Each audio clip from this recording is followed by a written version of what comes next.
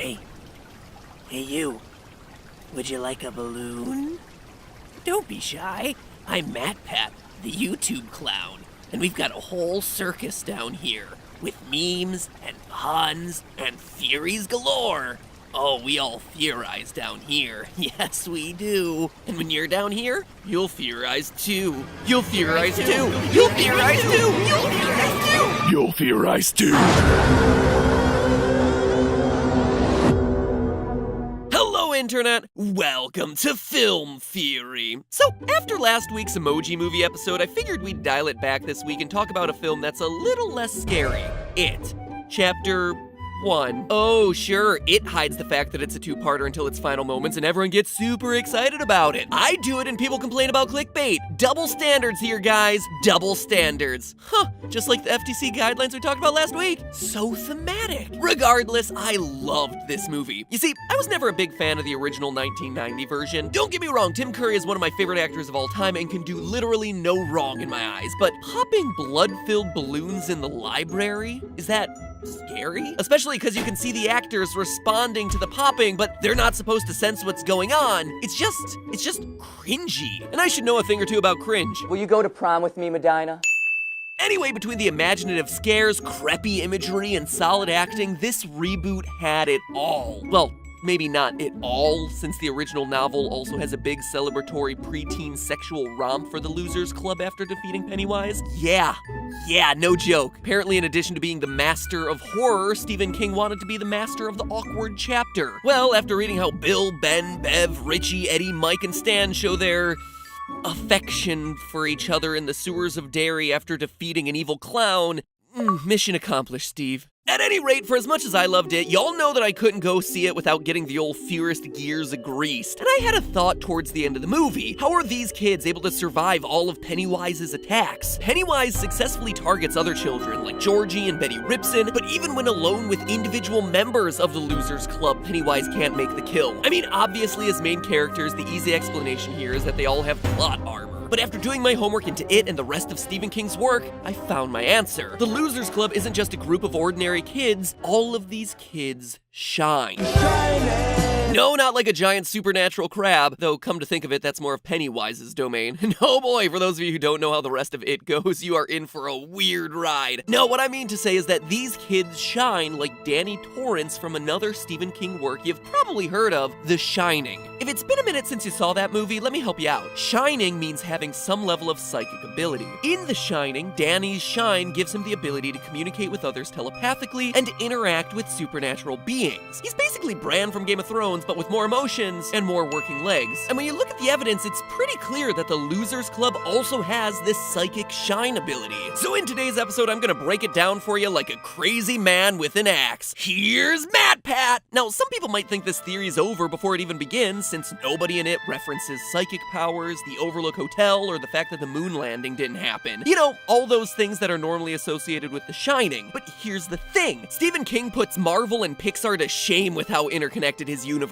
is. He was doing a dark connected universe before the dark connected universe began, and also apparently after it ended too. Here are just a few ways it connects to the wider Stephen Kingiverse. The Losers Club is mentioned by name in his novel Dreamcatcher. Mike Hanlon, one of the club's members, grows up to be the town librarian in Derry, which we see in another King novel, Insomnia, and somebody even sees glowing clown eyes in a storm drain in the Tommyknockers. But we're not just talking about a general shared universe here. It has direct connections to The Shining through one man, Dick Halloran, chef of the Overlook Hotel. In a scene in It Chapter 1, Ben recaps some of the past tragedies that have happened in Derry. One of them is a fire that happened at the Black Spot, an African-American nightclub that burned down during a past visit from Pennywise in 1962. One of the people who survived that fire, Dick Halloran. In fact, Dick actually saves Mike Hanlon's father from dying in that fire. And here's the best part, Dick possesses the shine himself. In fact, throughout The Shining, he teaches Danny about the gift and communicates telepathically with him. How'd you like some ice cream, Doc? So having a character with psychic abilities serve as the bridge between the two stories not only shows us that we're working in the same universe, but also that the ability to shine is definitely something that exists in the world of It. So what kind of indication do we have that the kids in the Losers Club actually shine? We don't actually see too much of it in this first movie, but you will definitely start to see it crop up in It Chapter 2, because the clues are definitely there in the novel. You see, in the story of It, all the kids grow up to be unusually successful, but they all have to return to Derry to once again face Pennywise and finish him off for good. Bill, as an adult, fights It through a psychic battle of wills known as the Ritual of Chewed. Now, this is gonna sound really weird if you haven't read the book. Actually, scratch that, it's pretty weird even if you have read the book. But Bill is instructed by an interdimensional turtle, yeah, a turtle, that the only way to defeat It for good is to engage in this ritual and use his imagination as a psychic counterbalance to It's powers. The battle is done entirely telepathically. Now look at the description that Dick Halloran uses when he's describing what the shine is. My grandmother and I could hold conversations entirely without ever opening our mouths. She called it shining. At this point, some of you still might not believe, which is dangerous because belief is what keeps Pennywise from eating you. Nonetheless, you might be thinking that this theory has a few holes in it, kinda like Dick Halloran at the end of The Shining. Ba-doom-ching! Let's try to plug those holes in with more evidence, shall we? Towards the end of the novel, Mike Hanlon is in the hospital, far away from the rest of the Losers Club who are descending into It's lair. You would think Mike would be safe, but in actuality, there's someone in his room waiting to kill him. Bill, again from deep in the sewers, suddenly senses that Mike is in trouble and instructs the group to, quote, send him our power, at which point the club locks hands and sends Mike psychic energy to fight off his attacker like a Goku-sized spirit bomb. And it's not just Bill. The novel clearly states that Bev feels something leave them and go to Mike. Quote from page 1083. Yeah, in case you didn't know, it is a long book.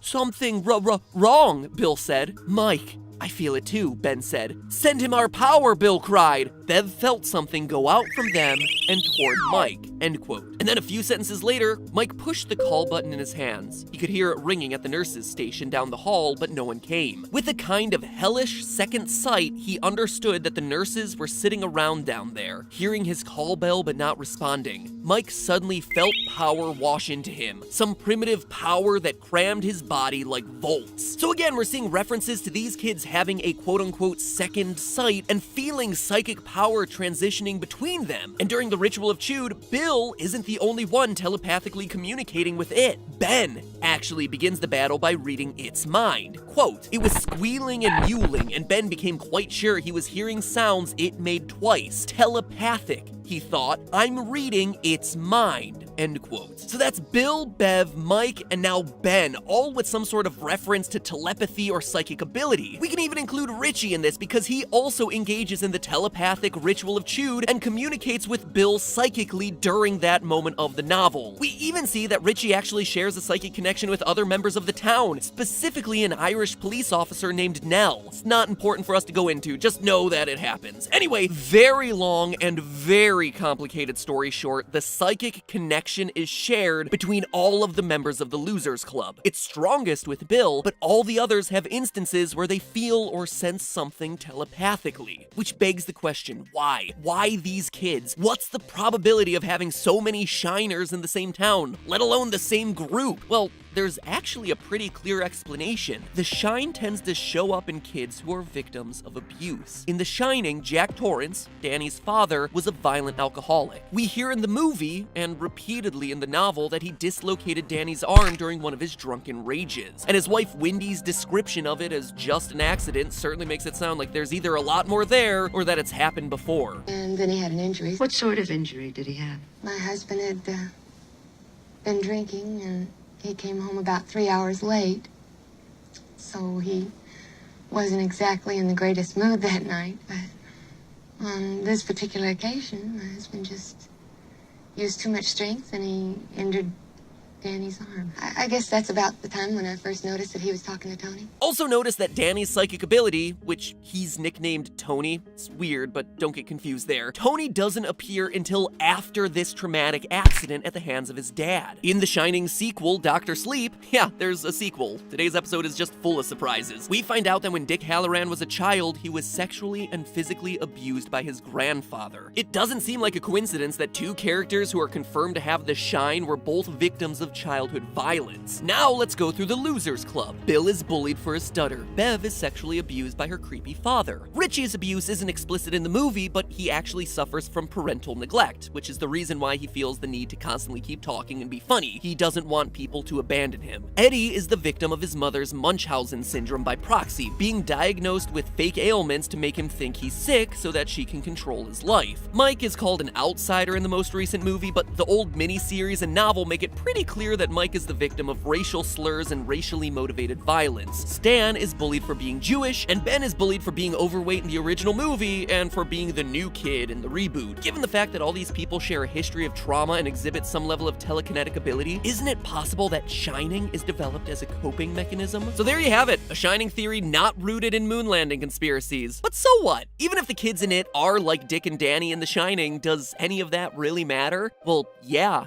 Actually, it does. Absolutely it does. It might not just be that the kids have the same power, it might also mean that they're fighting the same evil. Considering that it is a shapeshifter and is really just a manifestation of evil energy from the multiverse, why couldn't it be the evil at the Overlook Hotel? A deeper look into this is probably a theory for another day, but let's just do some quick detective work to talk about how the evil operates in both The Shining and It. Towards the end of The Shining, Jack, crazy and completely consumed by the spirits of the Overlook Hotel, is locked in the pantry by his wife Wendy. Near the end of It, we catch up with adult Henry Bowers, who's gone completely crazy and is locked in a mental asylum. In both instances, a ghost appears to the men. For Jack, it's Delbert Grady, the former caretaker of the hotel who killed his family and wants Jack to do the same. For Henry Bowers, it's his old henchman Belch, who wants Henry to go kill the Losers Club. Both Jack in The Shining and Henry in It are imprisoned, but their respective ghostly visions say that they can get him out in exchange for the respective men committing murder. And we know in both of these instances that they aren't hallucinations, because in both situations, the ghosts provide them with a physical murder weapon, the croquet mallet for Jack and the switchblade for Henry. It's the exact same tactic with the exact same goal. Maybe it's not so much that Pennywise can't kill people who shine, but rather just knows how dangerous people who shine can be because they can use the ritual of Chewed. By employing Jack Torrance to kill his son Danny and Henry Bowers to kill the Losers Club, the threat to It is effectively wiped out, and It can continue to terrorize and feast on others who are less psychically inclined. And when you consider that all these Stephen King stories share a universe, does it have to stop there? Why couldn't the evil energy that creates Pennywise possess a dog, like in Cujo, or create a bunch of pet zombies, like in Pet Sematary, or convince a girl to murder her classmates in Carrie? If Pennywise is a shapeshifter, that opens the door for It to be the evil in pretty much every Stephen King story ever. A clown, a hotel, an evil car, or anything else. It might even mean that Pennywise doesn't go into hibernation. Maybe he just moves somewhere else in those 30 years between appearances in Derry. But that's all speculation that might lead to a video another day. For now, remember, it's all just a theory. A film theory. And this theory is battery acid and it'll melt your face off.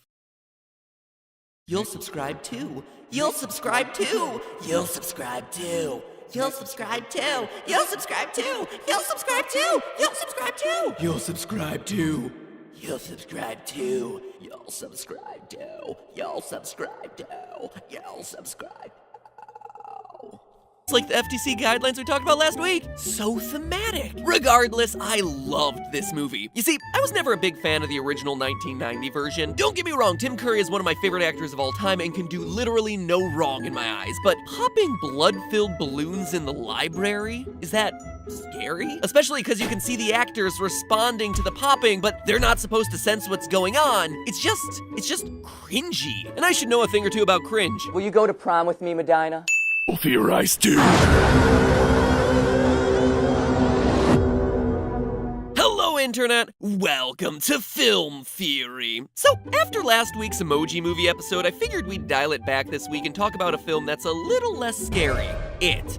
Chapter 1. Oh, sure, it hides the fact that it's a two-parter until its final moments and everyone gets super excited about it. I do it and people complain about clickbait. Double standards here, guys. Double standards.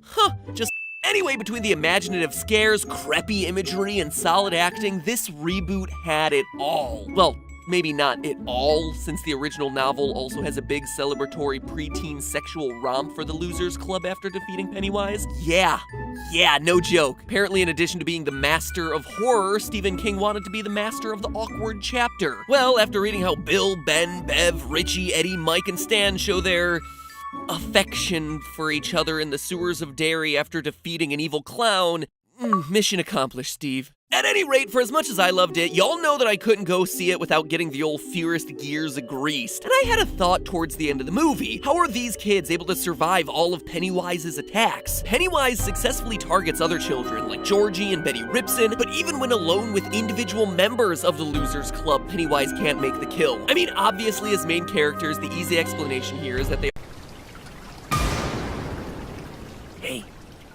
Hey you. Would you like a balloon? Don't be shy. I'm Matt Pat, the YouTube clown, and we've got a whole circus down here with memes and puns and theories galore. Oh, we all theorize down here. Yes, we do. And when you're down here, you'll theorize too. You'll theorize too. You'll theorize too. You'll theorize too.